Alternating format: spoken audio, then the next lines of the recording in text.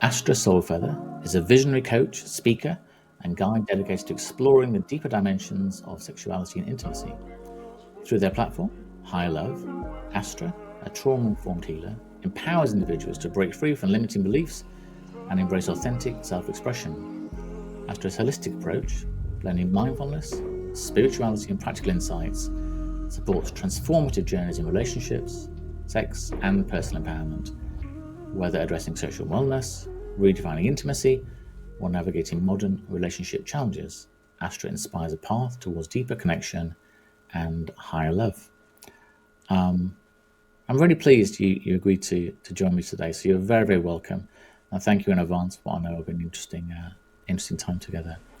I, Thank you. I, I think my first question, maybe the hardest, has to be where does Astra Soulfeather come from? What helped form the person that you are today? Oh, what a wonderful question. A wonderful question. So, for me, the process of becoming myself has been these very layered experiences, many of which I can only see in hindsight that it kind of contributed.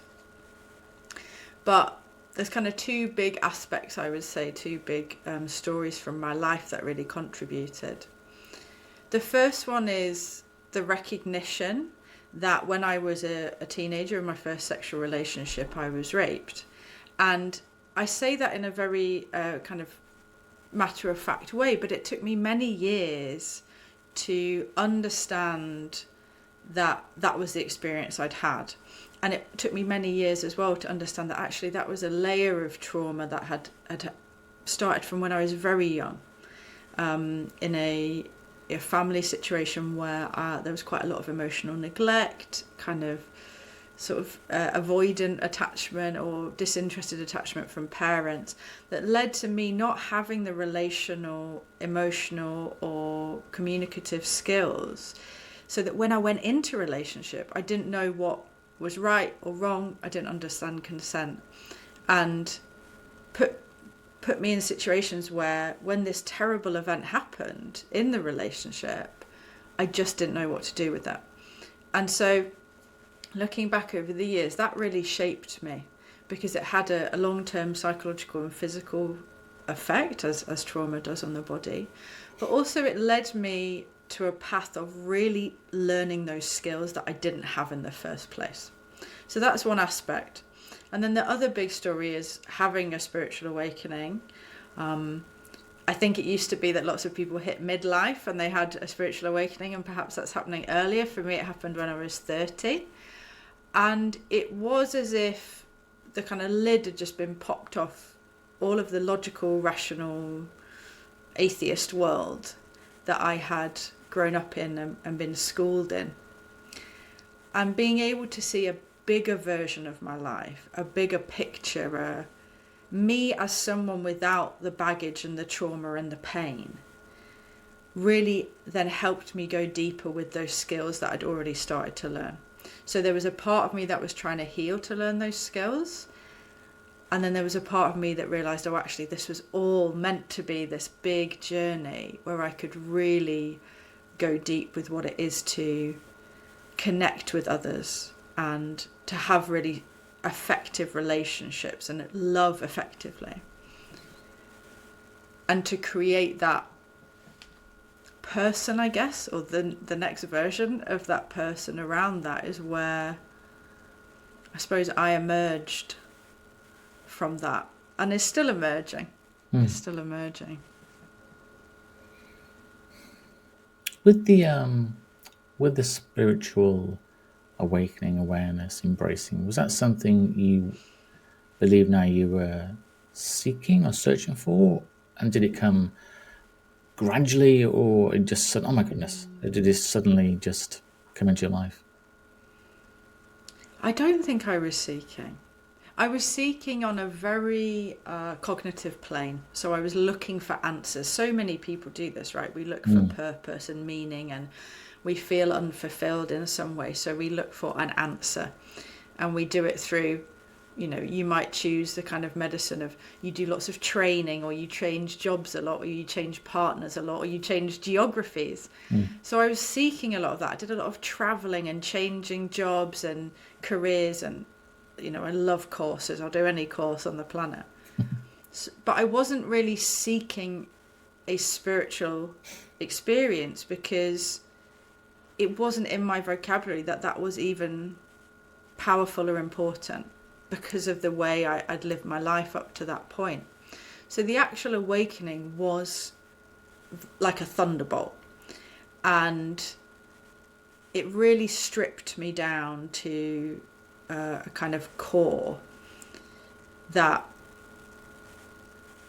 meant I couldn't rely on the old ways of thinking and believing.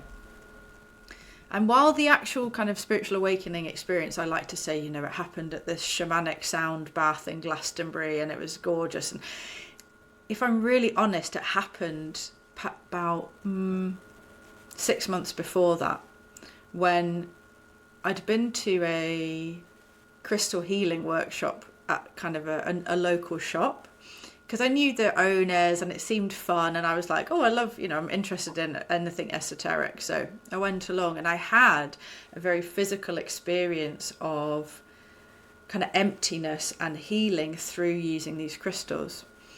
And the next week I went into the shop and asked the owner, like, I'm just obsessed, like, tell me more. I want to learn. I want to cognitively learn about these things, you know.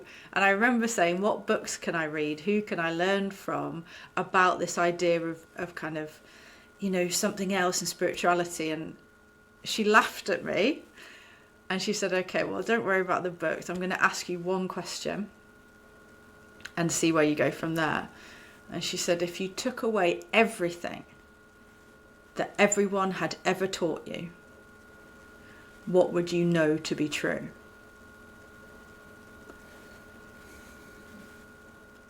And at that point, in that little shop, in an alleyway, in Leeds, I just realised it was nothing. I had nothing.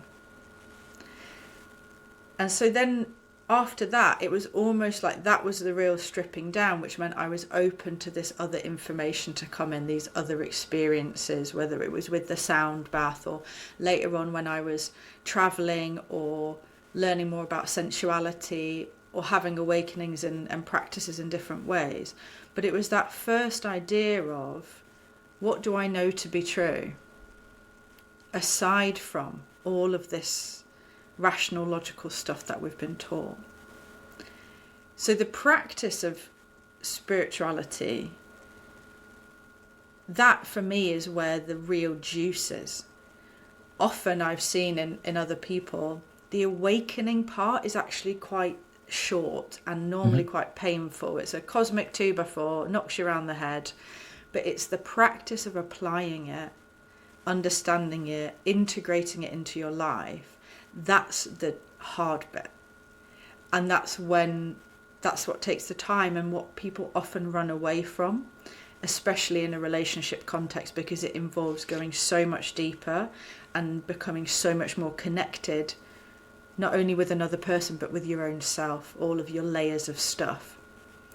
So we can have these spiritual awakenings, but if we don't do anything with it's kind of like waking up and then staying in bed all day. Yes.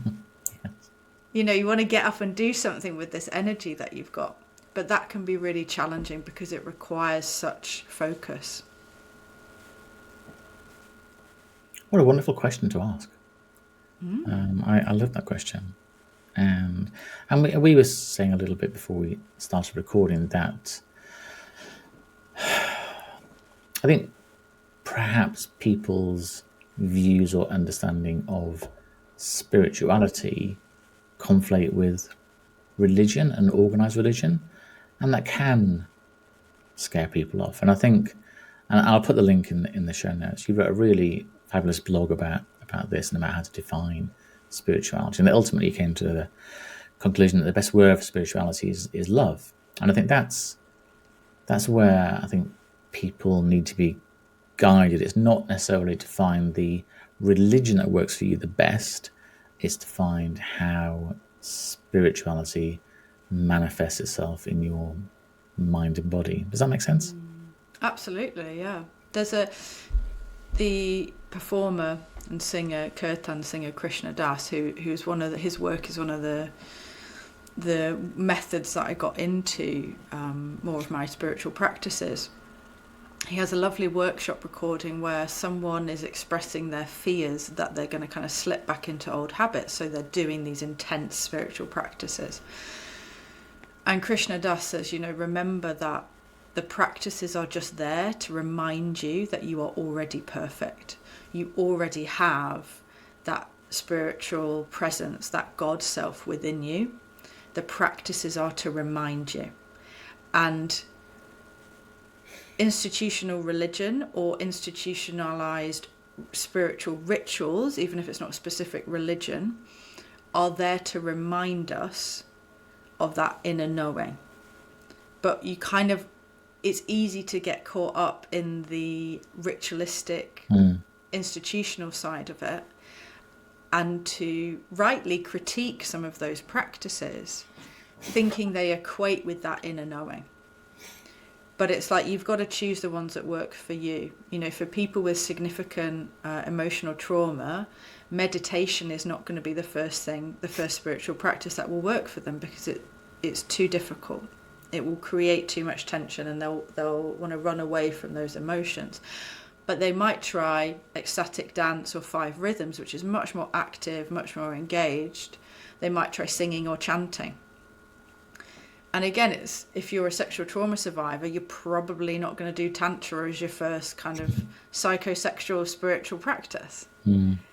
So it's finding the practice, the spiritual practice that works with your unique journey as a human. And remembering that underneath that is the knowledge. That's the really key bit, is ultimately that your spiritual experience is real. Whatever you want to call God is real.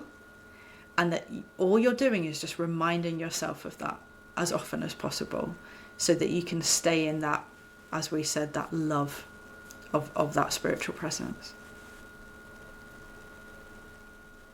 Do you think it was the recognition and over time the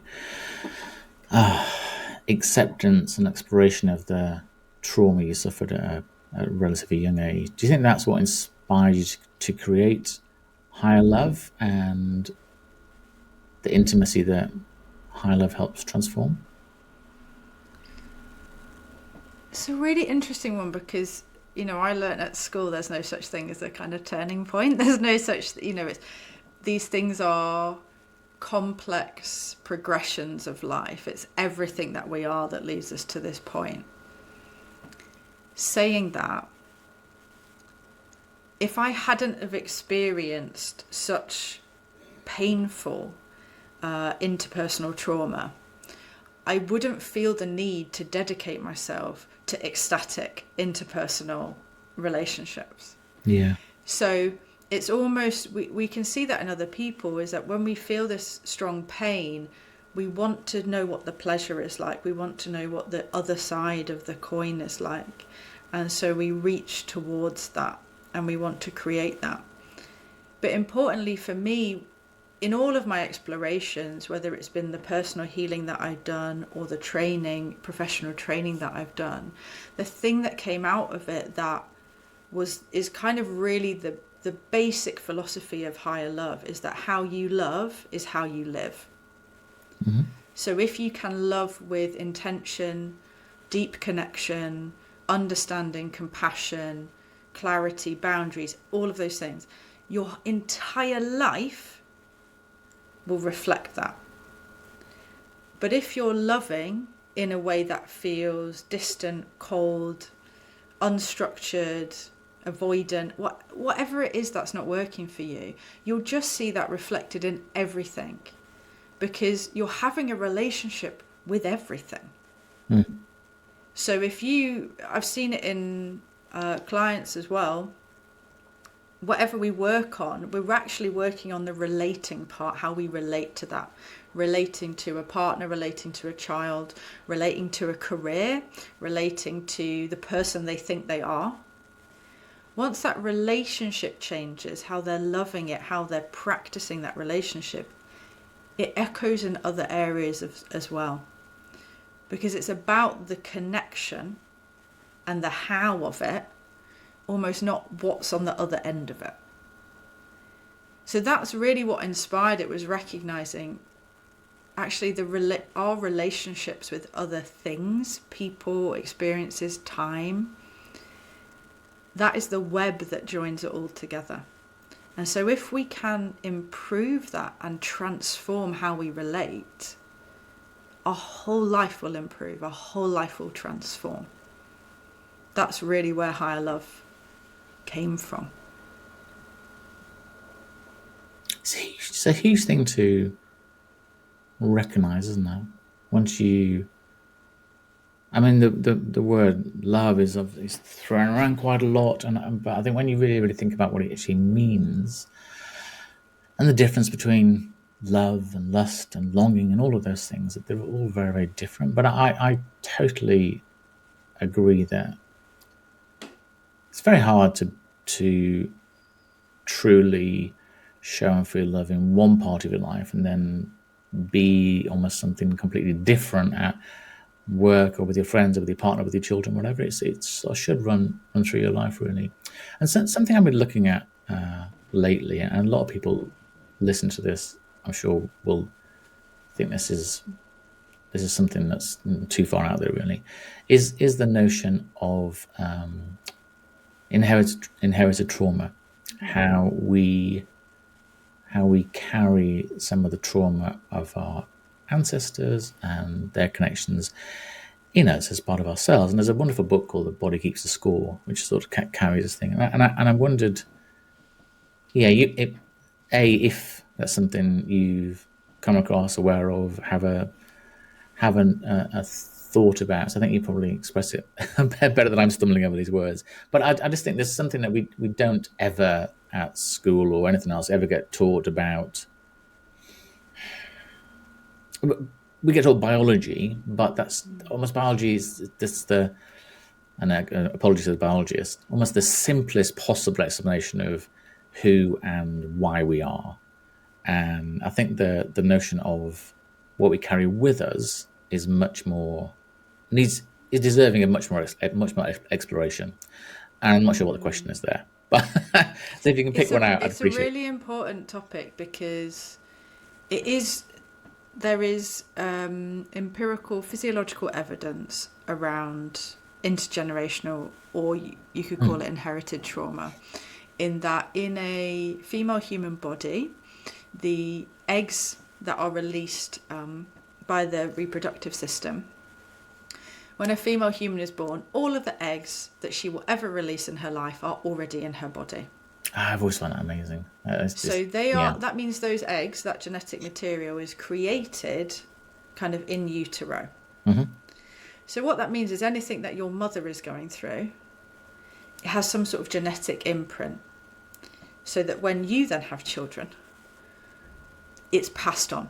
The genetic imprint is there, and there's been plenty of empirical research about this. Really fantastic study looking at sons of women who had survived a famine, a cold famine, and these sons had much higher rate of obesity despite having a very healthy diet, and it was because their mothers that survived had been the ones who were able to store and maintain fat through this very cold winter and famine.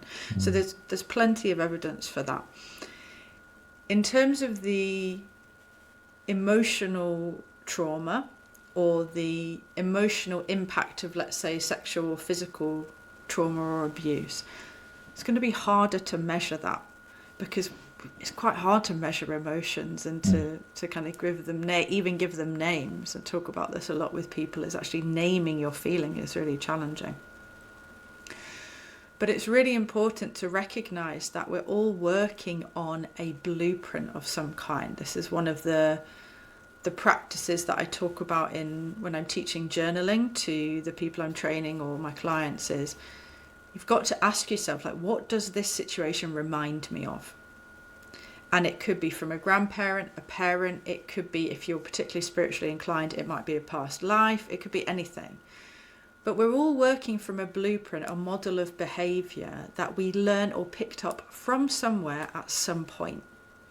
And the sad fact is, most of us, I would say probably age 20 and above, have not necessarily had emotionally healthy, mature role models in our families.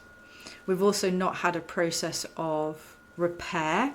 You know, pain happens, arguments happen, but we want to repair them afterwards. And a lot of us haven't experienced that. We've just experienced, parents having arguments and then just ignoring it and then kind of carrying on until another argument happens. We've got all these blueprints that are going on. And so we're always operating from that, whether we like it or not. And until we address the fact that historically there's some time in our lives or in our parents' life, something we witnessed as children, or as I said, something even further back from that, until we recognise that, it's really hard to change it. It's really hard to build an extension on your house or change the structure of your house unless you've seen the architectural drawing. And so you've got to look at that architecture, look at that blueprint, and to really understand, what am I being reminded of here? What am I almost like acting out? What am I playing out here? Because this is what I think it should be. Once you do that, it starts to change things. I know that for me, there was such a strong expectation of sexual harm in relationship that I was just at that level of fear constantly. And it had, long-term effects on things like my immune system and my mental health, but also in relationship, it meant that I was kind of always expecting someone to physically overpower me or hurt me. It meant that I couldn't relax during sex, which meant penetrative sex was very painful. Often disassociate during sex because I just had an expectation that that's what would happen, because what did happen. Yeah. So until really addressing the blueprint that you're working on or working from, you can't make any changes. And people are very scared to do that because it means facing their behaviour and facing the reality of their lives, which can sometimes be very, very difficult. Yeah, and I totally hear what you're saying, and I think that's it is scary. I think sometimes there's almost fear that, oh my goodness. And when I've been to just sort of standard therapy, I guess, for different things, so you do have a notion after the first session or two sometimes, it's just making things worse. So you've almost got to go through because for you with you, I don't want to dwell on it, but the trauma that you suffered as a teenager and as a child, you've got to go back and sort of pick it apart really and explore it and face it and embrace what it taught you, I guess, and what you took from it, and that's something that's scary to do, really. So that is a challenge. But without doing that, we I guess the other side of it is we limit who we are, really. Yeah, and it's about bringing consciousness to your experience, and that so many of us go through life doing things, thinking we're doing them for, I don't know, I want to get a boyfriend, I want to get a girlfriend, I want to change partners because this one's so annoying and they're pissing me off and everything.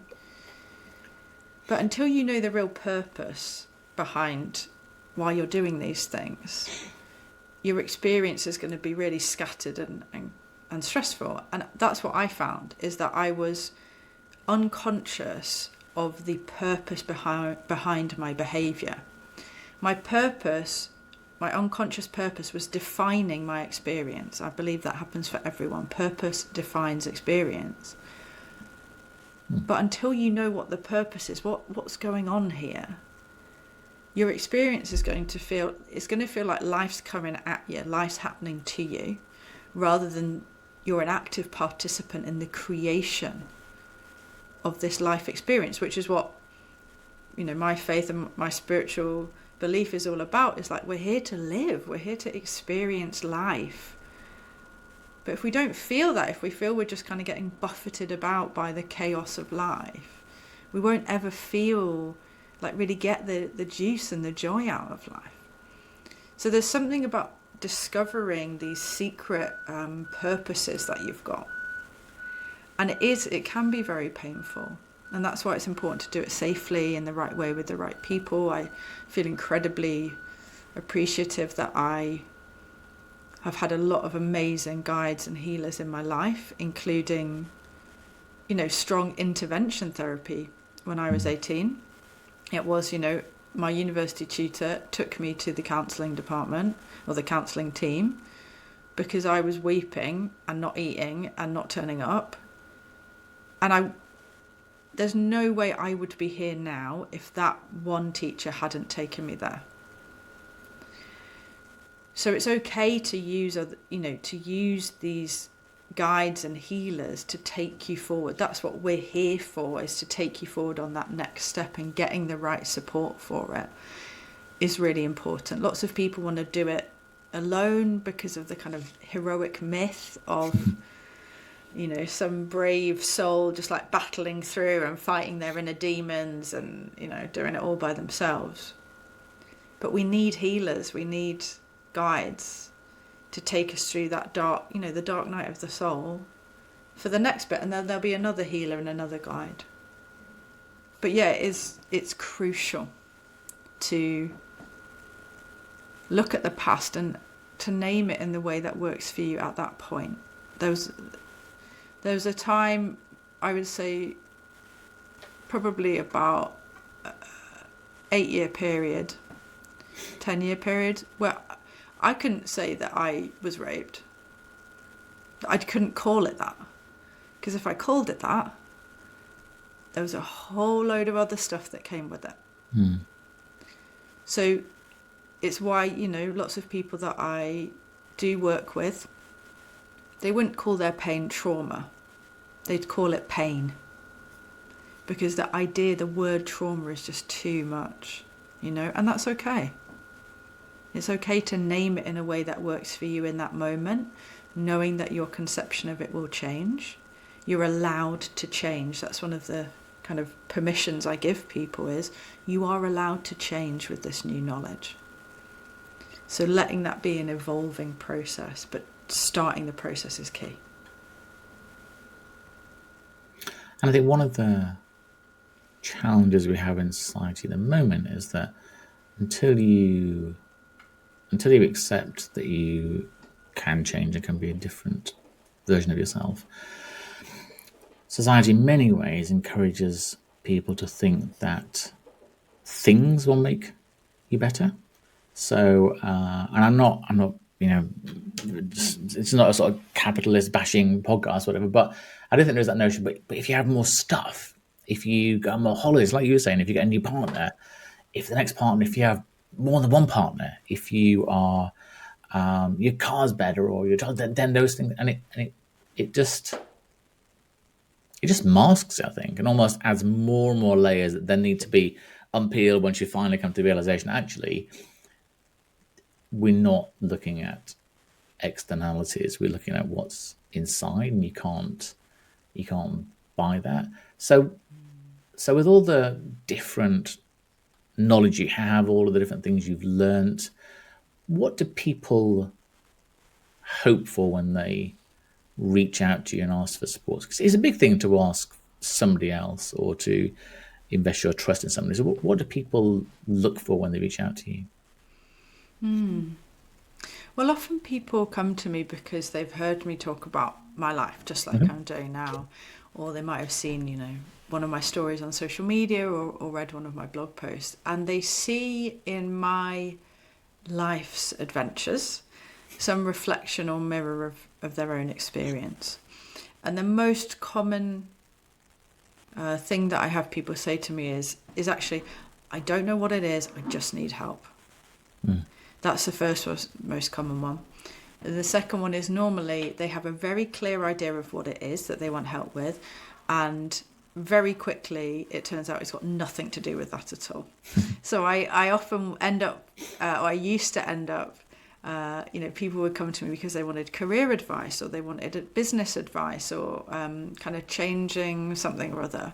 And very quickly, like within 10 minutes, it would become clear that actually this was about a relational issue, either with relating to their career, relating to who they are in that role, a sort of life that they had in mind, even specific people in their sphere. So I recognise that people who come to me to ask for support see in me an embodiment of something that they want. And my job, or one of my jobs, is to reflect back to them what I learned, which has helped me progress, which is there's absolutely nothing wrong with you. That's the first step. There's absolutely nothing wrong with you. So let's work from there. What is it that you want? What is it that you're looking for? So you don't go to the doctor knowing what's wrong with you. That's why you go to the doctor. So there's this misconception that you have to know what the problem is, and probably already the solution, before you approach somebody like me, a guide or a healer, to help you. But the very best guides and healers, just like the very best doctors, we're diagnosticians as well.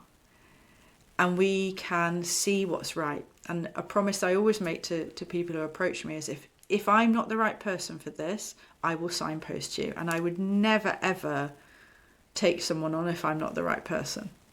It would be out of integrity. It would be ineffective. They see in me something that they want for themselves. And part of my role is to diagnose, like, where exactly is that in your life? And because of the nature of what I talk about and the person that I am, most often it can come down to that relational quality, some sort of interaction piece that they are struggling with, often in an area that they didn't expect to be so meaningful for them. I think going to see somebody, going to see you, and being told you're absolutely fine as you are, you're perfect, nothing wrong with you. I think I feel really emotional hearing that, actually, because it's something that I wouldn't have, if I thought that, if I believed that, I wouldn't be coming to see you. But then being told that, I think, okay, let's work from there. I think that's such a positive step. And I'm reading more lately about positive psychology as opposed to psychology, which is always very negative and about fixing things. And I think what you've encapsulated very clearly is, I'm not here to fix anything because you're not broken, but what we can do is explore this and explore that, and etc. Which I think is, I would like that. And there's something on your website which I really liked, which is a pledge which you invite people to make. And the pledge is, I hereby pledge to create the life I dream of, one where I feel liberated, magnetic, and proud of who I am. I signed it. And I wondered if you could tell me, how do I go about fulfilling my own pledge, my commitment? The first thing I want you to do is trust that it's already happening. Because from my own life, for so many years, I was doing things and having incredible experiences, traveling the world and training and meeting people and doing amazing work.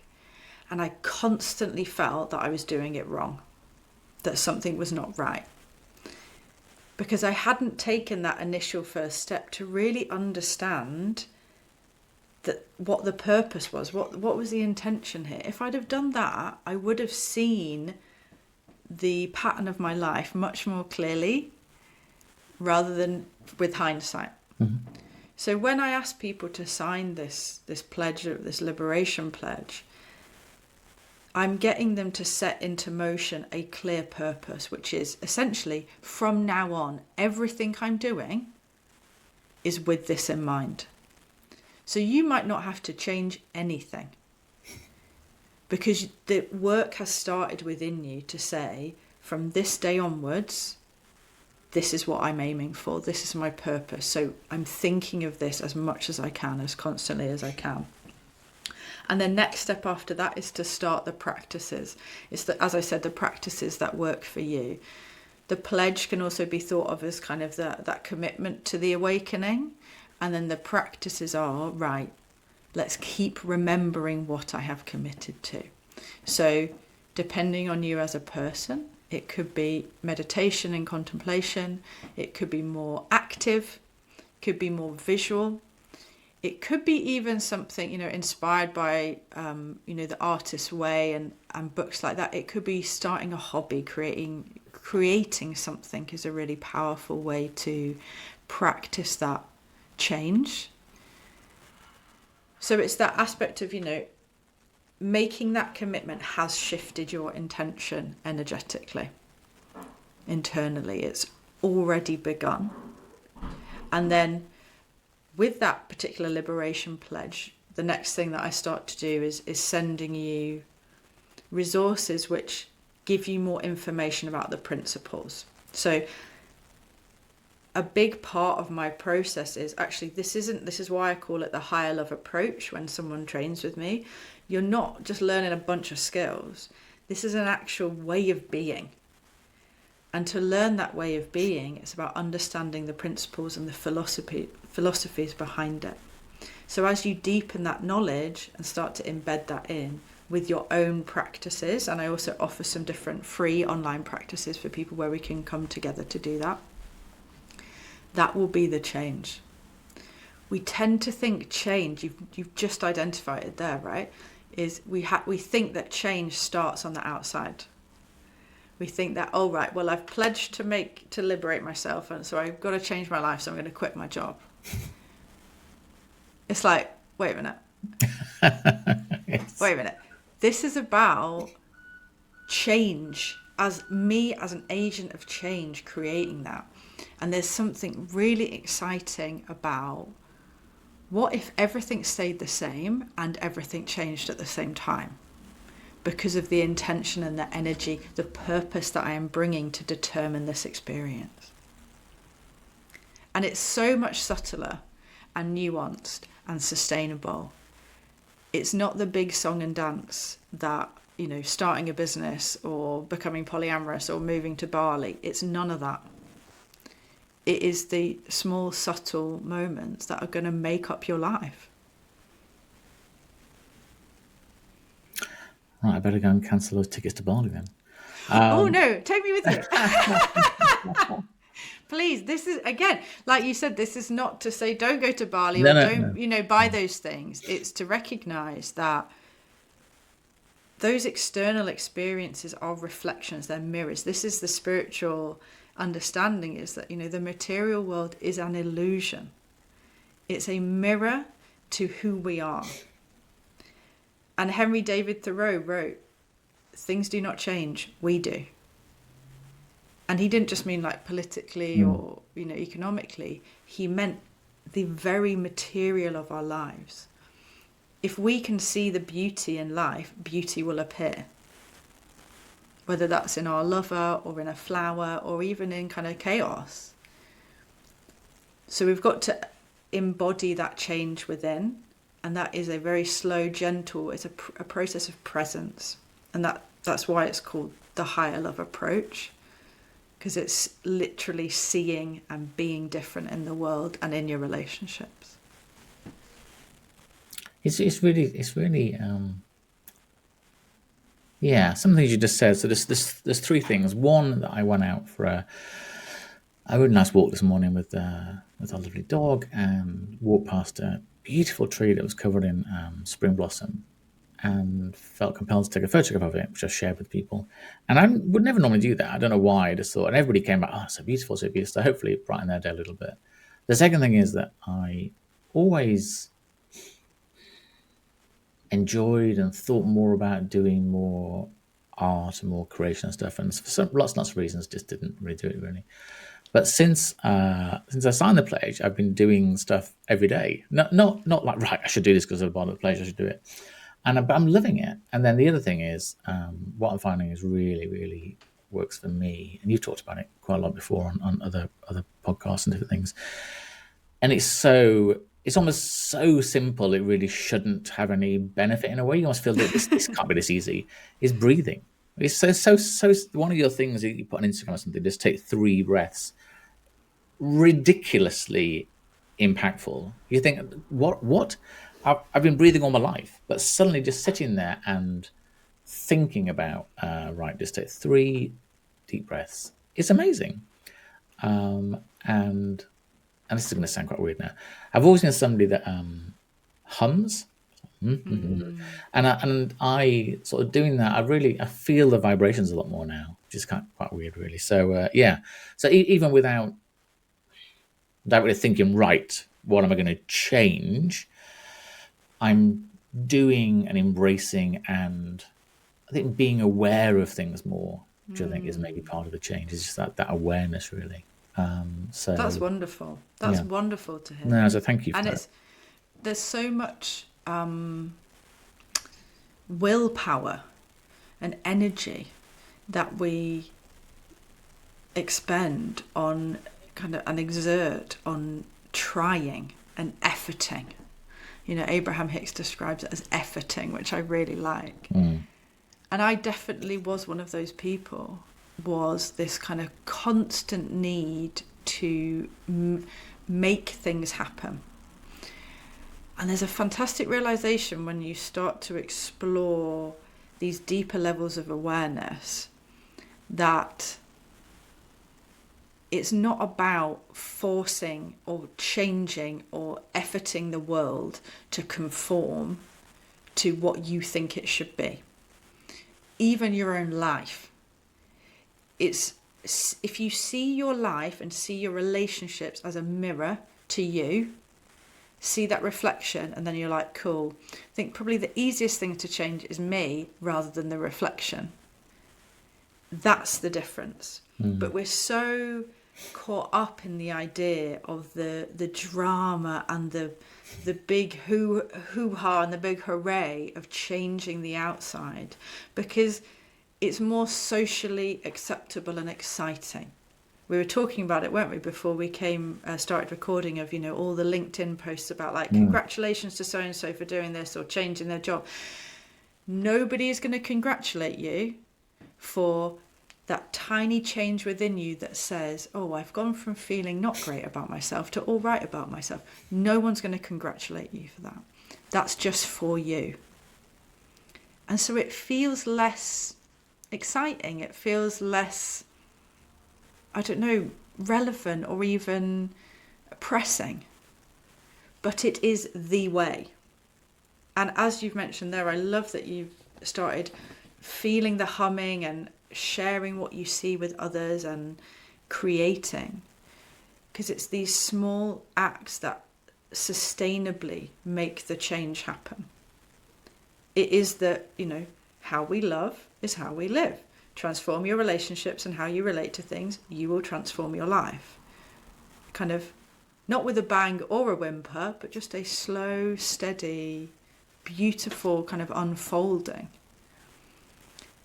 And it's really powerful when you let yourself have these lovely baby steps and trust that it is unfolding when you do the practices that speak to you, to remind yourself of those commitments and that pledge to transformation, whatever it's a transformation of. It has already begun by making the commitment. Your job is to just keep reminding you, and stop efforting so much. Yeah, I'm going to remember that word. I think efforting. I think another word that that we should almost banish from our lexicon is should. Oh, I should. absolutely. Should do this. And I just think it's such a depressing word in a way, because immediately it just means that you're not where you want to be or where you think you should be, which is such an odyssey, really. If you Sorry. if you ever hear yourself saying, I really should do this, I really should do that, a good tip is to remember that should is somebody else's opinion.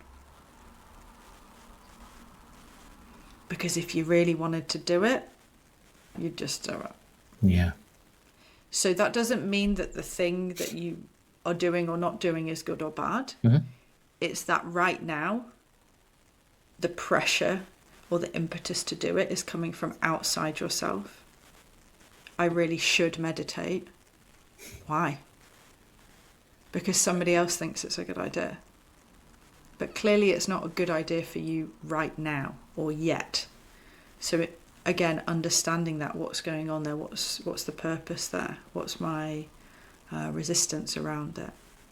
It's really useful. It's a really useful reflection to say I'm using other people's opinions to get me to do stuff. What's that about? That's what social media is so good at, I think, is creating this environment of, but my life should look like this. I should be doing this just because other people are doing it, which is, I'm sure as research keeps progressing that there'll be many negatives associated with the last batch of social media. You talked quite a lot about love, and I wondered how you would define authentic intimacy. What does that look like in the relationships that we have? There's this way of describing intimacy in kind of tantric circles or sort of sacred sexuality circles, and sometimes people describe intimacy as into me, see. So into me, see. So to me, having intimacy with someone or something, you cannot escape it being authentic. The idea of inauthentic intimacy or false intimacy, to me, comes back to the idea of believing there's something wrong with you. There's something wrong with me, so I can't show myself, I can't be authentic, but I'm going to do a really good impression of intimacy, or even a good impression of vulnerability. So to me, what does it look like? It's actually quite difficult to distinguish it, because until you know the purpose and the intention, what's that, as I said, the blueprint of what's happening there, those practices can look very similar.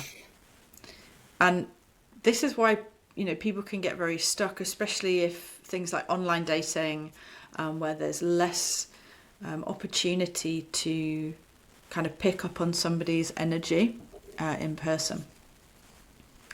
Get quite stuck because we might have two people with the same behaviour, with very different intentions, with very different blueprints.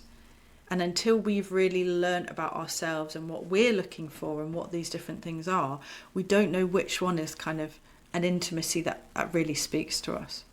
But to me, intimacy, to be intimate with someone is to be authentic with them. Authentic intimacy is almost like what they call it, tautology.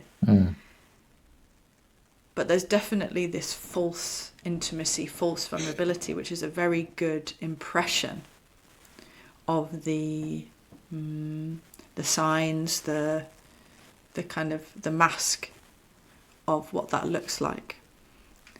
And so it's being aware of where someone's intention is coming from, and specifically where your own intention is coming from. If you're like, I need to share this like deep pain of my past with my partner because that's something that you do when you're going out with somebody, that's not really authentic. That's just something you think you have to do, and it will never really be that true intimacy, because there's a kind of wall there. And to say, what does it look like in today's relationships? I'm really of the belief that unless you're in it, unless you're in the relationship, I don't know. Because when I lived on the commune for a bit, I would say that I had very strong intimacy with everybody there. I wasn't in partnership with any of them. But the way I could tell you that was because when there was 7 of us in the kitchen, none of us bumped into each other. Yes. That to me is an intimacy, because it's a connectedness on a level that goes beyond words. We'd call it the proprioception. That's our kind of sixth sense. How do we move in space and where our bodies are? That's really strong intimacy. Or the ability to have a very difficult conversation with a partner, to tell them things about how you feel which make you feel sick, which are kind of I call it the ugly truth.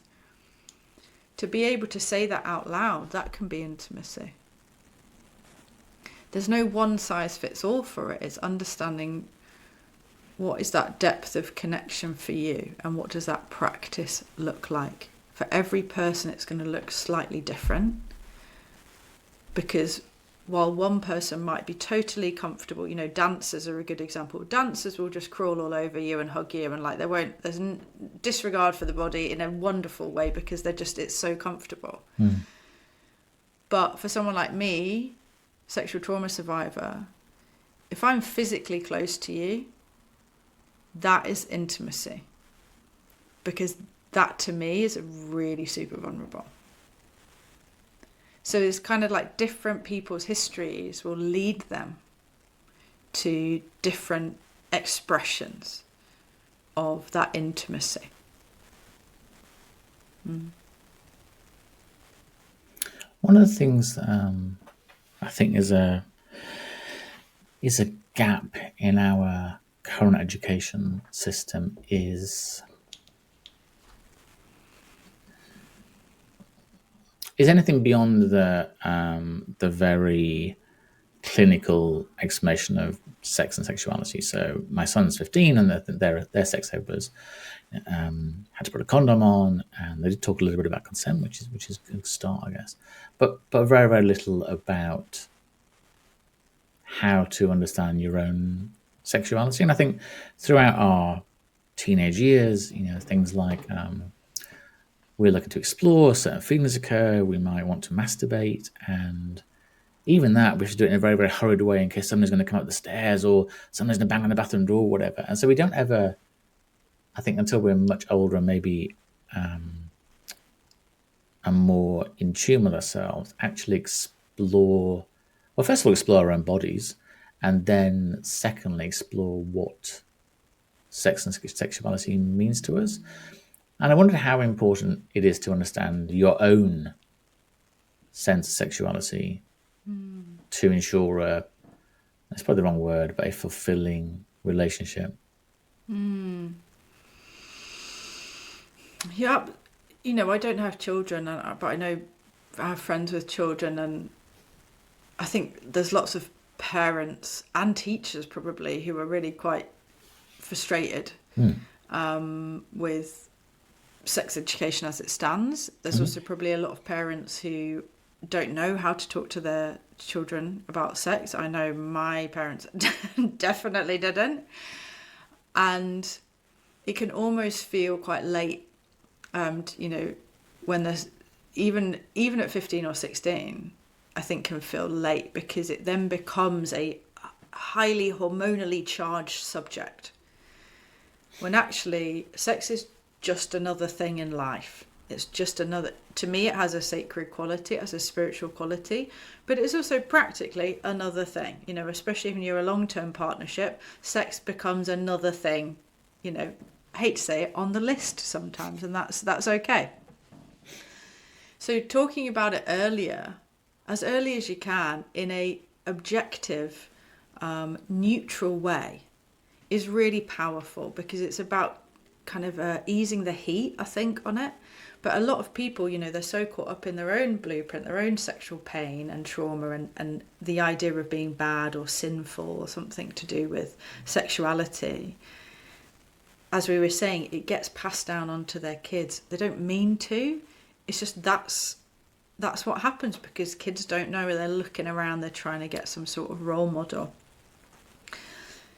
For me, my spiritual awakening and those initial kind of stages were also encouraged by sexual awakening.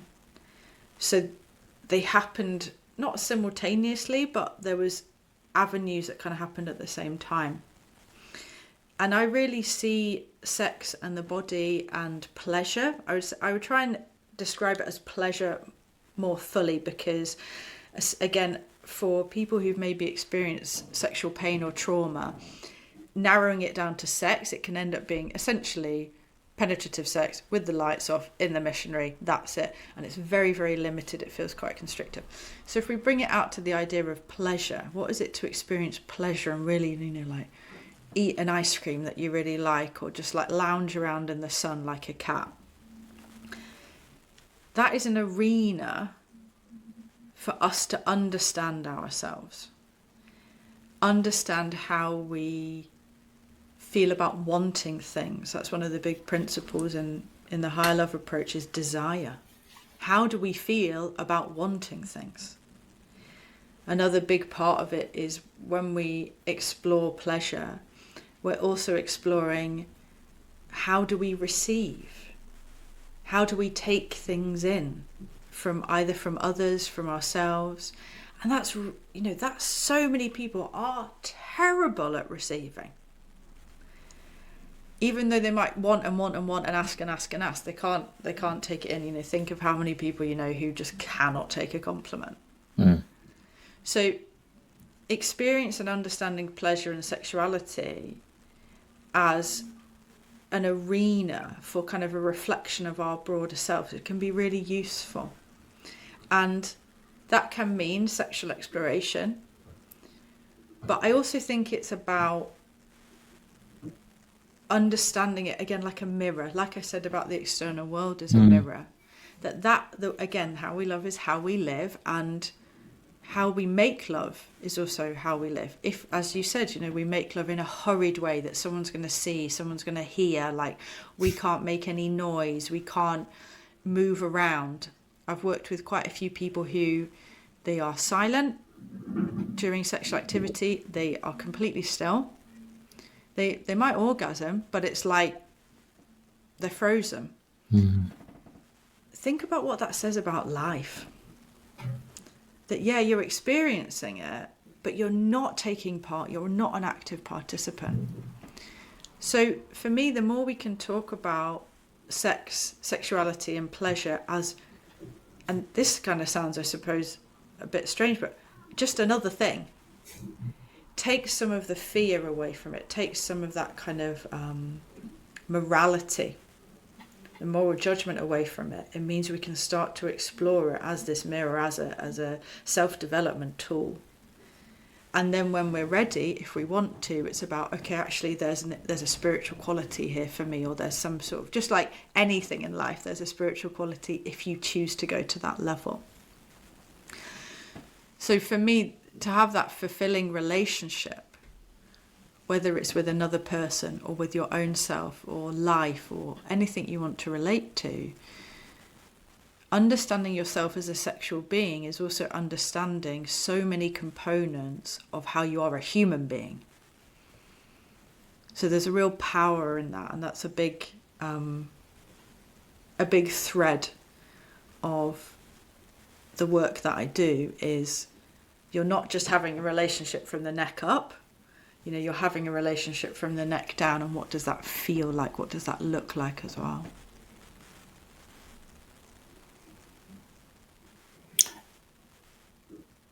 Yeah, it's very interesting because I think I love the way you change the wording to more of a accepting pleasure, which I think is a really good way of putting it. So I think, and you said this, I think from a society, from some organized religions and from culture, we've sort of been guided away from pleasure in a way. It's almost seems to be almost you can have too much pleasure and it's too restrictive, whatever. And I do think a lot of people, but even in the language people use when they're younger, have you had sex yet? Have you had? And it's what they're saying is, have you penetrated the vagina with your penis? That which isn't what sex is. I mean, I think the intimacy of kissing somebody or holding somebody or stroking somebody's hair or whatever, all of those things are part of it. I think when it's, and certainly as you get older and as women go through the menopause, as men experience, penile erectile dysfunction and things, you must think, oh gosh, I'm not getting to the end point. We're not actually having sex, even though, and I think it takes people to talk about and think about those things more deeply to recognize that, pleasure is more important than anything else. You're not trying to get to an end point. That isn't what the purpose is necessarily.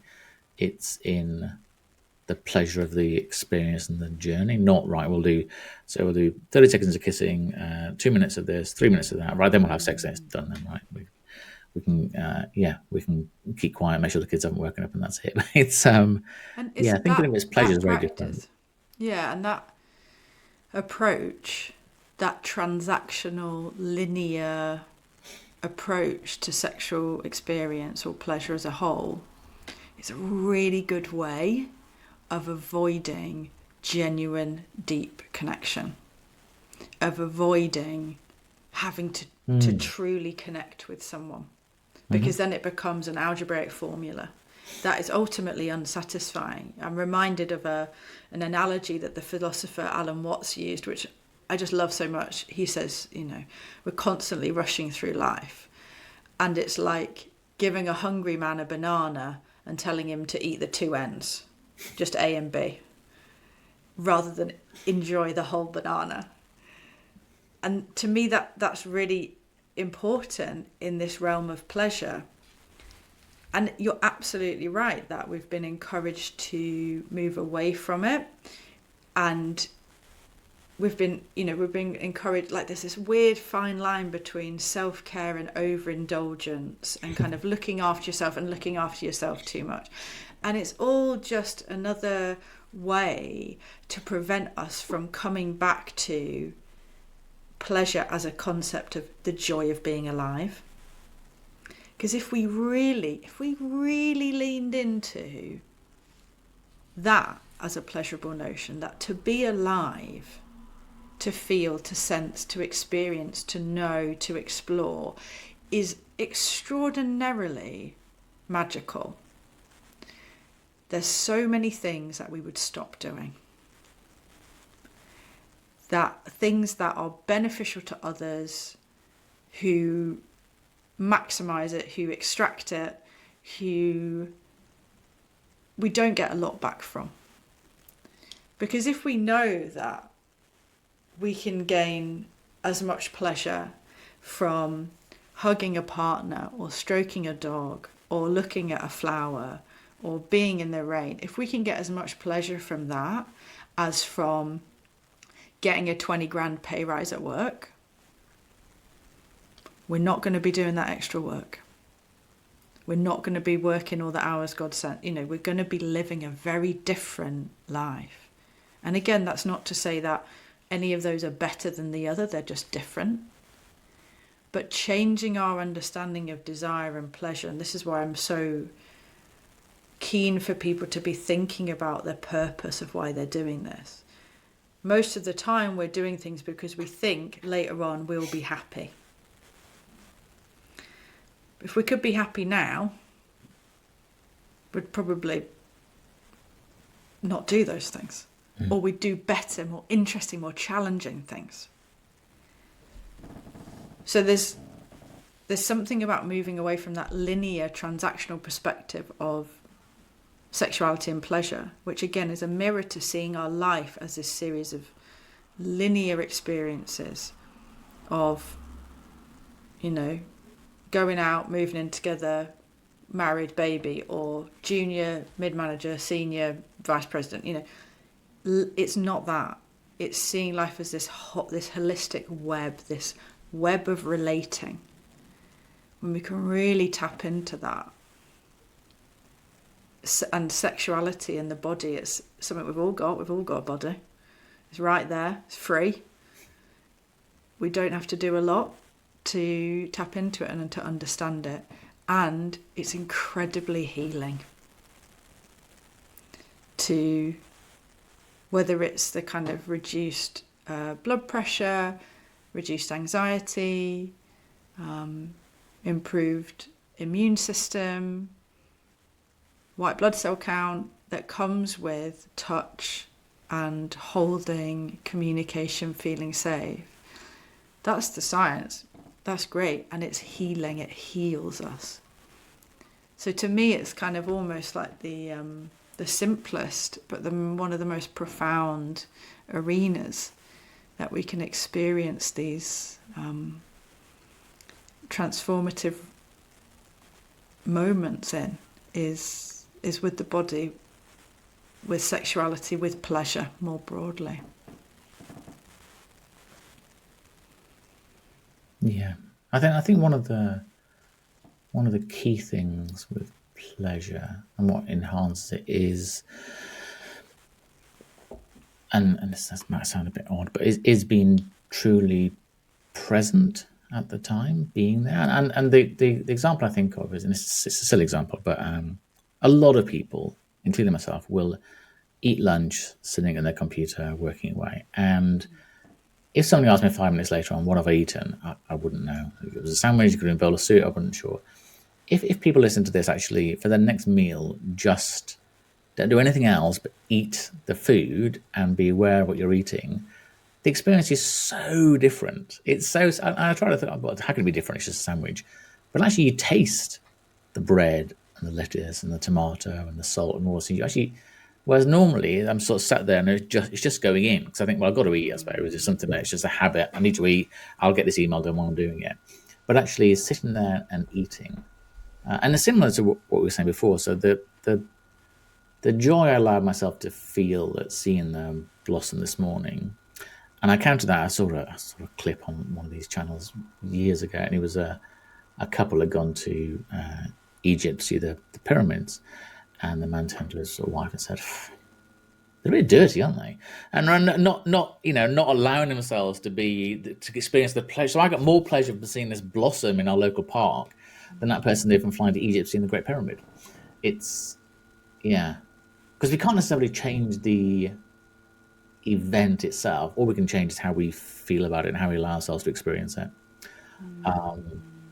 One of the things that's not necessarily is it a challenge? I don't know. Maybe it's a challenge in understanding it. So we talk about being present and about sex not being just the sort of the physical act of penetration, but I think Pornhub, which is one of the big porn sites, gets 3 billion hits a month. Mm-hmm. And not all of those are people that have stumbled on it by mistake. Some people have obviously gone to look at that, really. And all the other sites add up. So, and they say, I think, particularly boys, their first access to porn is now between 12 and 13. Mm-hmm. And when I was 12 and 13, porn was a torn out picture from somebody's older brother's Playboy. And it's, oh my God, there's a woman, she's naked. Oh my God. It was so amazing. Whereas now, that isn't porn now. And I wondered what role porn has in educating, is almost the wrong word, almost what made people think that women like a certain thing and nobody has any hair and blah, all these things are what they expect. And what role does that play? And can we engage with porn in a healthy way? It's interesting you used the example of food right earlier, because I think this is a really good metaphor for pornography, which is if you're hungry and you go out and you get some like ultra processed, completely nutritionally deficient, food that's unethically sourced, it's been made by like battery hens and it's pumped full of like hormones. That's a very different experience to if you have a nutritionally balanced, ethically sourced, refreshing, lovely meal that you eat and it feels really good. And there's this idea that porn is all bad, but you can, just like you can have a ethically sourced meal or an unethically, very nutritionally deficit meal. That's the same with pornography. Human beings have been looking at other people having sex since the dawn of time. Some really, if you ever want to do like a deep dive into the fascinating world of pottery with sexually explicit images on, there's some really like fun things that they used to do about making these beautiful plates of classic scenes of, like, you know, Pompeii and things, and the painters would paint in pornographic figures from etchings, so that if you had the etching and you had the plate, it was like a little titillating thing to show your guests and things like this. We've been looking at that forever, and ultimately, from a basic physiological perspective, seeing other people make sexual contact is physically arousing. I think what the challenge is that, just like any media, any information, if we are consistently presented with a low quality meal or low quality information that is not nourishing, then we will see the effects long term. Just like if we constantly eat junk food, we will see the effects long term. Or if we constantly eat loads of fruit and vegetables, we'll see the effects long term. The challenge at the moment perhaps is that we're not seeing very long-term effects. We're having quite a knee-jerk reaction, because it is important. You know, I don't have fundamentally any problems with pornography. The challenge that I have is there's an industry created around it which does not support the ethical production or the diversification of pornography that centres different voices, different bodies and things like that. That does exist. That stuff does exist. It's just not as freely available as mainstream.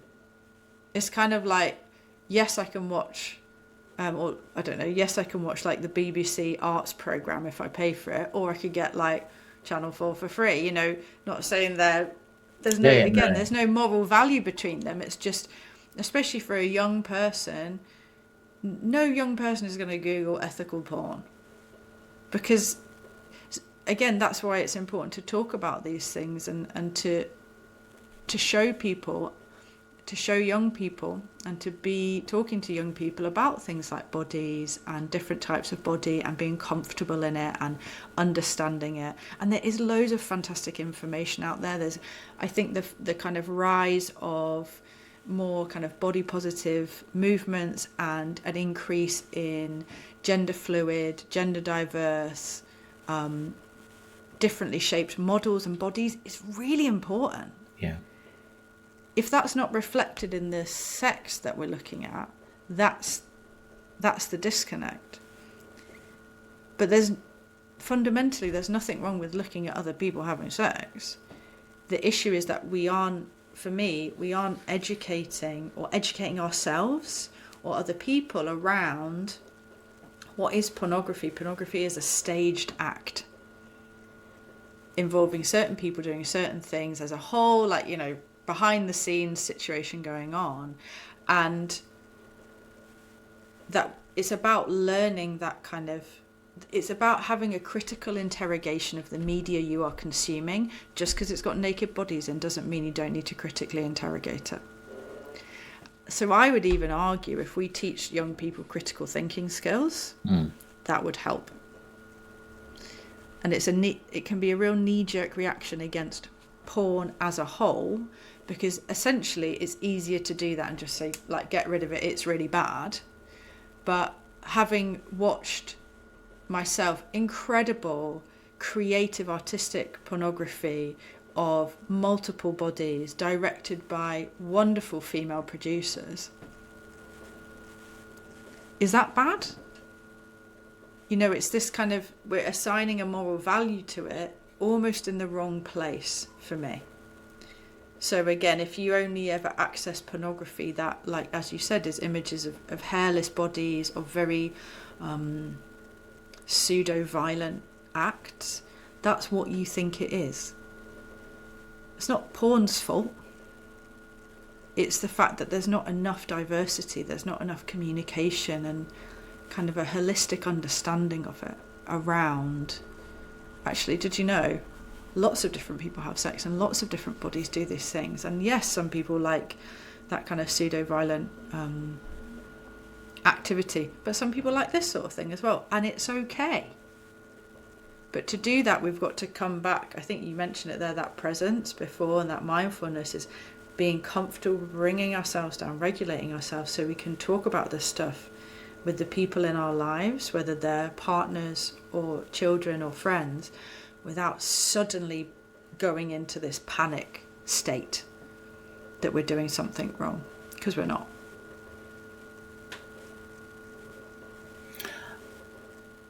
Yeah, and on that, I would, even though people might not necessarily do it, I would highly recommend people do Google ethical porn. I'm talking to a director a few weeks called Inca Winters. There's some of the stuff that I watched on there. It's, first of all, the production values are much higher, which is porn, and it is a very different experience. And yes, people are naked and people are having sex. This is not sort of soft-core, gentle roast into. This is proper hardcore sex, whatever, and doing incredible things and beautiful. But the people are different body shapes. There are different nationalities, different ethnicities. There is a bit more of a story to it. And it is incredibly erotic, and it is more of a turn on than constantly trying to find something more in a 3-minute clip you might find. And a lot of these ethical porn sites have free films, free testers, free tasters, whatever. So don't feel like, but do have a look at it. 'Cause it is very, very different. Yeah, it's diversifying your palette. That's all Yeah, it is. It's yeah.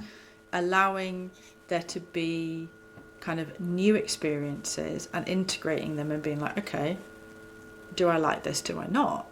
Yeah. And for some people, we've all got kind of different sexual blueprints. And for some people, the sort of images they like to see are going to be of a very standardized quality, and they like this, and that's totally fine. It doesn't even mean it will reflect it in their personal lives. I think that's something as well we need to think about is, you know, just because I love looking at a Picasso all the time doesn't mean I'm going to dress like a Picasso and act like a Picasso. You know, it's okay to have that difference. And as someone who really supports kind of non-monogamous relationships and open relationships, that's another aspect of it is, you know, you're not meant to be everything to your partner. They're going to have desires and interests which you might not want to fulfill or feel comfortable fulfilling or even be the person to fulfill. So it's okay for them to explore these other things as long as, again, we're aware of intention and we're aware of the kind of safety of it and where it's coming from, and that we're communicating with each other about it. I talked to a lady called Alexa Creed last week, and she's a dominatrix, and she's fabulous. She's in Romania. She was so lovely, and she was just talking about a lot of what her role is letting people, a lot of her clients just come and talk to her about things that they wouldn't, for whatever reason, want to say to their partner. So if somebody comes to you and they, I'm not sure what the right word is really, they might feel sort of a shame about what they want to try. There might be a man who might want to be dominated, and society tells us that isn't how men should be. The man might want to be pegged, or they might want to be tied up, or whatever. And they've been in a relationship for 20, 25, 30 years, and that's not something that's ever come up. Like I say, it's always been missionary with the lights out. How can we help people recognize that that's okay? It's something different you want to explore. You shouldn't feel bad about it. You should. Oh my goodness. Yeah.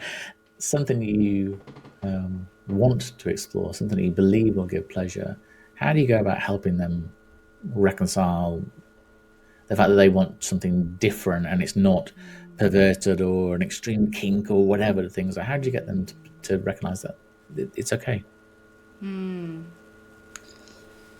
Something that I learned when I was training as a trauma-informed coach and it was actually the most surprising thing I learned, because there were so many amazing skills and practices in that training, was that the greatest gift I can offer as a guide or as a healer is my presence as a safe space to be in, a safe environment to be in. Mm-hmm. And I really recommend to any partners or to any parents or anyone, you know, who wants to have these conversations, is understand the importance of that regulation. So to develop that mindful presence within yourself so that you are calm coming in. Now, if you feel that what you're doing is bad or wrong, again, if someone was to come to me, my response is not going to be like, it's not bad. My response is going to be neutral. Because actually sometimes, especially with sexual activity or pleasurable activities, the taboo quality of it is what adds to the pleasure. Mm. So it's important not to remove that if that's something that's gives it spice. But having a neutral response helps the other person come down into co-regulation. So if someone came to me highly activated saying, oh, I really want to do this stuff and I think I'm a terrible person, my response is not going to be to meet them at that very high stress level. It's to meet them at a calmer place so that they come down. And then it would be talking about, okay, let's talk this through. What is it that you want? You know, what is your desire here? This kind of second principle that I talk about in my higher love approaches. What is it you truly want? Because it might be that actually it's not even about the act. It's that I want to be able to ask my partner. I want to be able to share this part of my life with them. But I'm afraid, I'm this, I'm that, I'm the other. It's kind of talking through that understanding of what is it that they want. And a difficult but essential part is recognizing that sometimes what we want, what was true is true for us, might cause some distress or discomfort in another person. But that does not mean that it's bad or that they're bad. There's nothing wrong there. It's just that we have feelings and desires and other people have emotions. So learning to be comfortable with your own desire is that subtle process of coming into that regulation to say, you know, this is something I enjoy, or I think I might enjoy it, and I'd like to explore it further. And that's a really key part as well. There's a fantastic agony uncle called Dan Savage, and one of the things he talks about is sometimes a fantasy is just best in your head. But you only know that when you try it in real life and you go, oh, actually, no, I'm happy just thinking about it and talking about it. And that sometimes is all where it's going to go. Mm-hmm. So what's being healed there, particularly in kind of partnership, is not actually, oh my God, like as the partner, I now have to peg my husband. It's, do I feel comfortable hearing a change in my partner, in hearing this desire that they have? Do I feel comfortable sharing this with somebody else? And knowing that it maybe is going to cause some discomfort. Can I receive that information and not like totally react? That's where that mindful, you know, that presence comes in, is let's talk about it when we're both feeling regulated and stay in that space. Stay with this idea of it being it's neutral. I'm just, I'm talking through. Of course, it's incredibly challenging. It's not just like you flick a switch and then somehow you can just talk about all that stuff. And even me, I've been practicing and thinking about these things for decades now. I will sometimes just go, I can't talk about this. This is so rude. Or this, I feel really emotional, because we've got layers and layers and layers of those blueprints of that shame, the morality, the history, everything there to unpeel it. And that's why, when we change that way we relate to each other, that's why life transforms. Not because we get rid of all that stuff, but because actually it becomes a beautiful process of unpeeling together. And that we don't feel trapped anymore in that kind of isolation, the separateness of I can't tell them, I can't say anything. It's actually, oh no, but I'm relating in a totally different way. And so I can share this and shed another layer and shed another layer and shed another layer. But it's a practice to do that. And again, it fundamentally, as I said before, is always going to come back to that message of there is nothing wrong with you. To believe that takes time and effort and practice. Positive effort in a good way, But that's what you as a partner, you as a guide or a healer bring to the other, is the belief that there is nothing wrong with them. Then they can start to believe it for themselves.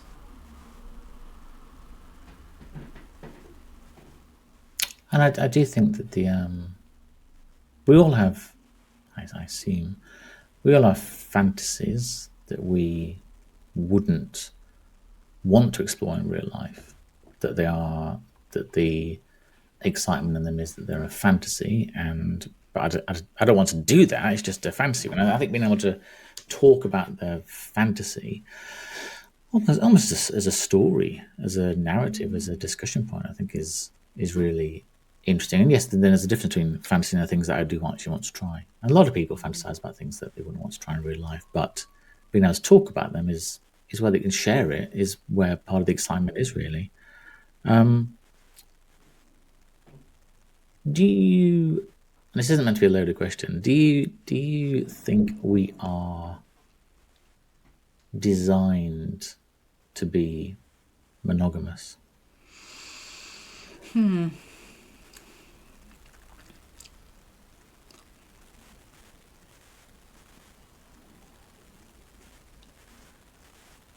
I don't.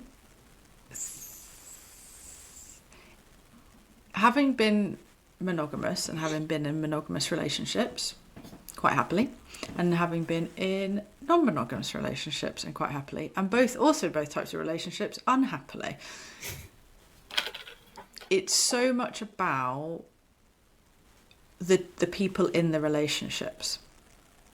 And this has definitely been an exploring topic for me as I've met more people in different relationship structures. For example, people who have been in non-monogamous relationships, chosen to have a child together, had periods of monogamy, and then gone back to non-monogamy. And it's really important to allow that to be fluid. So, again, understanding the purpose and the intention there is really key. I began being non-monogamous because the partner I was with at the time, we were friends before that, and he'd been very open, like his relationships, he wants them to be non-monogamous. So we started on that journey. I'd never even thought of it or really heard of it before. But as I progressed through it and I chose to really engage with it, it really opened my eyes to lots of benefits that come with it if you do it in a way which is very conscious. So the idea of like facing some of your own stuff, your own jealousy or envy, the importance of how much more important communication becomes, how there's a kind of openness that comes with it when you do it well. But there's no reason why all that stuff shouldn't be or can't be in a monogamous relationship. What I think the challenge is that essentially we've all had, or most of us have had, a very, very clear blueprint of monogamy, 2.4 children. And so we don't think outside what else there could be. And so when we get into those situations, like so many people do, they get into a long-term relationship, become monogamous, they get married, they have kids, and then they have a breakdown or get divorced or something. And it's because they haven't ever critically examined or questioned the validity of that structure for them where they are in their life right now. And again, there's nothing wrong with being non-monogamous or monogamous or open or whatever. The key thing is how you feel about it and how you feel about it in relationship with the person you're with. I don't think that all humans are designed to be anything. We are individual souls having human experiences where we have the opportunity to experience and establish a wide range of relationships of all kinds, platonic and non-platonic. And I personally feel it's in our best interest to explore those effectively. And that's going to look very different for different people, but just allowing it to be an option. And I remember speaking to a friend of mine when I first got into my first non-monogamous relationship. And I said, this is what I'm doing now. And she was still is in the same long-term monogamous relationship. And she said, I was really glad you told me about it because me and my partner talked about it. We talked about whether we'd want to do it, the pros and the cons, and we decided that no, we're happy being monogamous. But I can only imagine the extra commitment that they made through the discussion. Yes. Just because you talk about it, like we've just said with Fantasies, doesn't mean it's going to happen.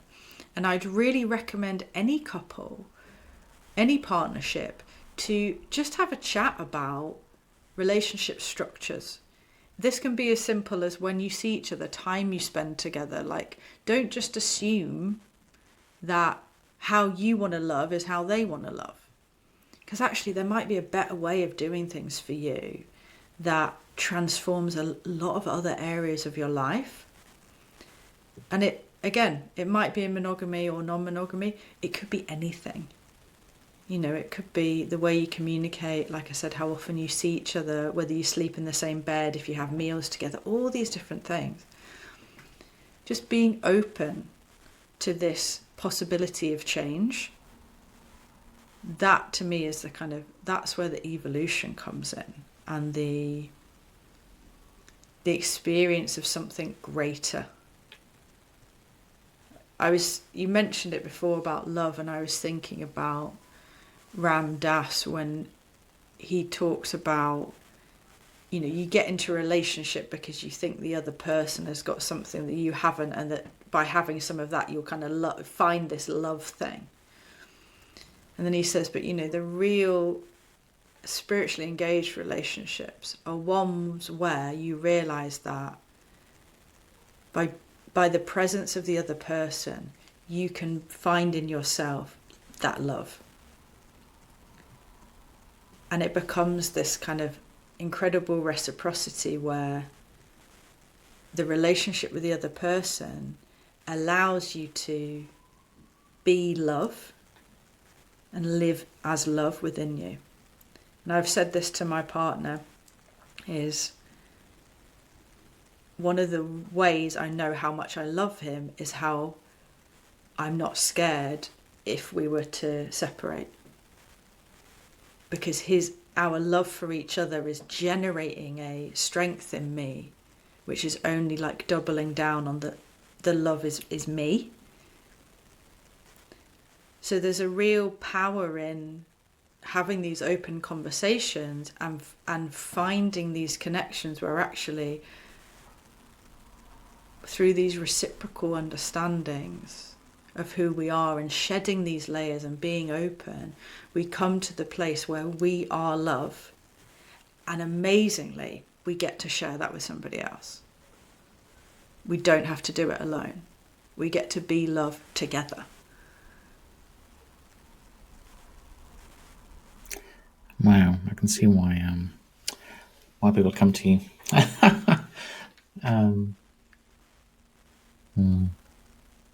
I think if you ask a lot of people that have been in long-term relationships when they last talked about intimacy and what they like and what they don't like, I think for many people it'd be a long time. I think in the first flush of a relationship, when we're giddy with emotion and everything else, and we're trying different things occasionally, then we do relatively swiftly settle into it's rut's the wrong word, but we I think, well, that's what we like, and we do that sort of thing. But to think that you don't change what you think and what gives you pleasure over the course of a year, 5 years, 10 years, 20 years, 40 years.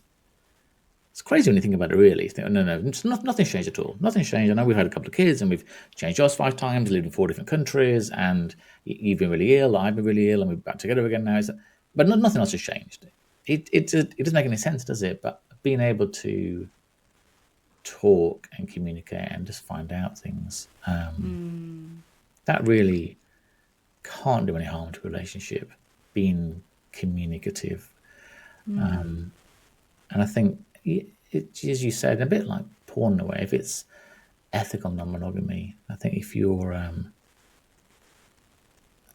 there's a big difference between being non-monogamous and cheating. It's not a license to just do whatever you want. It's called consent. Yeah, you know what I mean? Like, and when I talk to people about non-monogamy before, they said there's a lot of and they use the word sort of negotiation about, like you say, do we eat together? Do I sleep over? Is it weekends only? Is it what is it? And I think by talking about it and creating that framework, it just allows everybody to hopefully feel comfortable and confident in what is or might happen. But I just think communication is such a big thing. For me, it creates safety. And this is a basic premise of relationships. And I also see possibly why that long-term relationships, monogamous relationships, people don't necessarily talk about changes and how that's affecting communication or intimacy, because we want to feel safe. So if we create these structures, like we have sex once a week on a Thursday, or like we live in this house forever, or they feel like emblems of safety. And so we don't want to mess with those. We want them to stay the same, because that gives us that sense of security. When you're in a different type of relationship structure, and it is moving and it is changing and people are coming in and going out, there's other ways that you create safety. Sometimes that's in practical processes, but for me it's been a lot about cultivating that presence with somebody and helping each other learn the words, actions, ideas that help create that sense of safety. So if you're not feeling safe, or you believe your safety to be fragile, you're not going to jeopardize that. And change for many people feels unsafe. But as you said, change is happening all the time. And if we can get comfortable and find safety and security, even in the midst of that kind of maelstrom of change, we'll find that inner kind of peace and that inner love, which we can then connect with someone else on that much deeper level. And this is why, for me, whether you're in a relationship or not, it's about the individual practice. Absolutely about communicating, yes, with your partner, but there has to be your individual reflective practice that allows you to integrate what you've experienced, allow yourself to change, and then to communicate that. If you don't have that process, again, that kind of cyclical process where you are going, okay, this thing's happened in my life, what does that mean for me? How do I feel? Where am I now? Like, do I feel safe? Do I know what I want? If you're not doing that regularly, as again, another spiritual practice, then you are still operating in the person you were 10 years ago, even though 10 years worth of experience has happened. And that's why we get these big crises of personality and faith and character and relationship, because essentially suddenly everything catches up. Whereas if we allowed ourselves that integration and that change on a more steady, sustainable basis, we're going to see less of those ruptures. And I think that's, I've known people who are like, I couldn't believe he just walked out after 20 years, or I couldn't believe she cheated on me after 30 years. And it's like, well, she'd probably been thinking about it, but we hadn't allowed ourselves to integrate that and to accept it, to be with it. There's nothing wrong with it. Can we communicate it and just let that change flow, rather than kind of getting stuck in who we think we are, and then realizing that it's different, and then we have to break everything apart. Just as I wrote in that article, letting that house of who we are kind of crumble slowly, rather than bringing in the demolition team and turning our life upside down, when actually we could have just rotated it slowly, Yes. over time. You've been so generous with your time. I just want to ask you one last question, if that's okay. So I get the sense through what I've read, and especially what we just talked about now, you are a very, very giving person, and you come across people that are in sometimes difficult, traumatic, challenging phases of their life. So how do you protect your own mental and physical well-being? How do you make sure you're able to be the person you need to be, not only for yourself but for other people? A big thing that I learned from when I was a university lecturer for 10 years, when I started, I just did everything for the students. I wanted them to get 100% all the time. And a big thing that I learned is that they have to come part of the way. And that the more I was helping them, the less I was empowering them. And I started to really interrogate what my intention, what was my purpose for helping. And I saw that my purpose for helping was making me feel valuable. By helping them, by becoming necessary and important, I felt valuable. I filled that hole in my heart. So protecting myself and conserving my energy has been about really discerning what is my purpose here for service, I would call it, or for helping. And I actually really try and avoid helping people, and I'd much rather be of service to them. When you can be of service, that might mean walking away. That might mean saying no. It's not always about giving, because a lot of that giving, as I said, it's about this overcommitment to prove your worthiness. So to protect and conserve my energy, that's been a major recognition that actually I don't have to always do it, because if I'm doing it to make me feel better, that's not for them. It's immediately not very useful. So really checking in to see whether I'm actually going to be of service. And that's why I said, anyone who approaches me to work together, if I'm not right, I'm going to say. If I can't be of service right now, then I'm going to redirect. So that's one thing. And a second aspect is understanding the value of what I provide.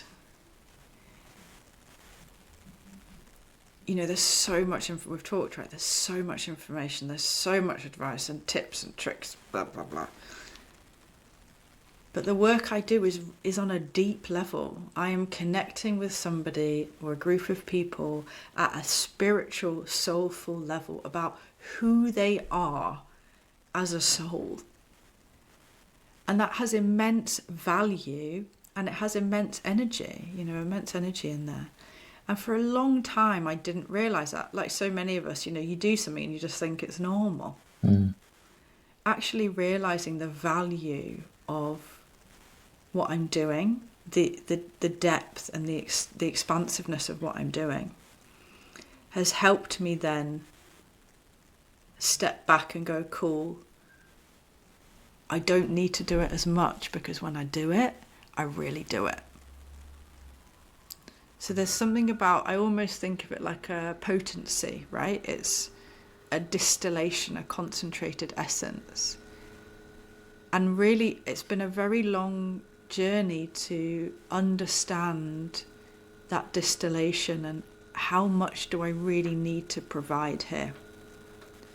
And I like to say, I can spend 5 minutes with someone and I will be able to see what the challenge is, that relational challenge. I will be able to reach in, I'll be able to soothe it in 5 minutes. But that means I don't have to then spend another 55 minutes with them. Yes. So it's really, for anyone who's in that experience of over-giving, and there's especially lots of women who are give. It's really interrogating, is this even for them? Is this for me? Is this to make my life easier? Is this to prove something? If it is, wind it back. And if you are to be of service, what is the most potent service that you can provide? And then stop. And then the other time is when I'm doing all of my own practices. Meditation, contemplation, appreciation, chanting, being outside, all your basic stuff, eating well, having good people around you. But the biggest change is actually not those practices. It's not the daily stuff.